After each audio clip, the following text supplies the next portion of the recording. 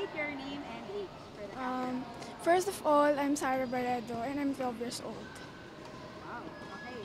So, seeing na nag-play ka na for 3 years, di ba? Palarong pambansa. What do you expect for this year? What are your plans now? Sana mag-champion ulit kagaya ng last year. Kasi ito na yung last na chance kasi grade 6 na ako. And incoming June, I'm first year. Oo, pero hindi ba magsa-secondary ka for palaro? Tuloy-tuloy pa rin hanggang sa sumikat. So, plan mo ba maging badminton player forever? Yes. Yes, wow. Sino bang badminton idols? Si Lee Chong Wei, tsaka si Wang Xishan. Wala bang lukan? Wala pa siya mas kanya na plano niya mag-badminton. Ay, oo. Ano pa mo? Whole Can you sentence. repeat daw yung you want to be a badminton? Basta ang goal mo lagi parang makuha yung soundbite na maganda. Kasi yun yun. Paulit daw ng sentence na so gusto mo maging badminton player ko? Gusto ko maging badminton player kasi ito na yung naumpisahan kong sports and I want na sana lumakas pa ako sa sports na to. Sino ba nag-encourage sa'yo mag-badminton? My mom.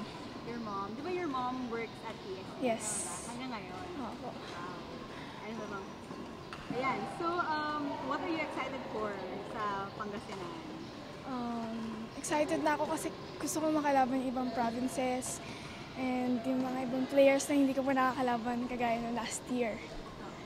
Kamusta naman sinong region ang pinaka-biggest based on Hindi ko pa alam. wala pa expectation.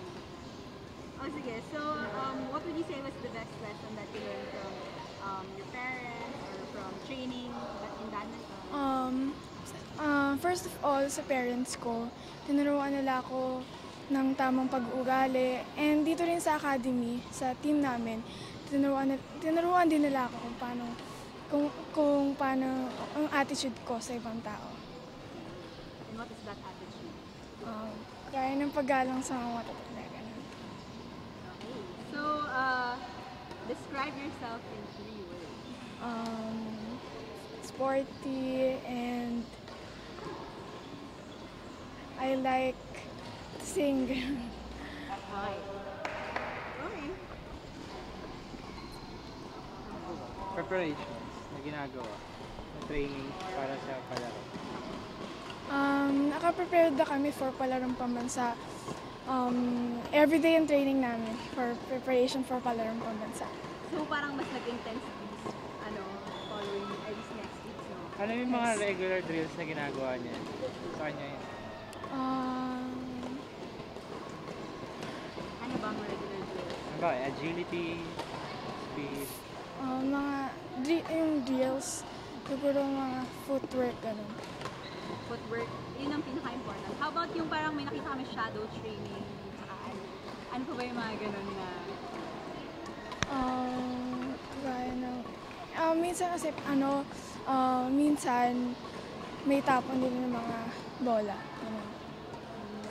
So what would you say pala is your edge for NCR over the other regions?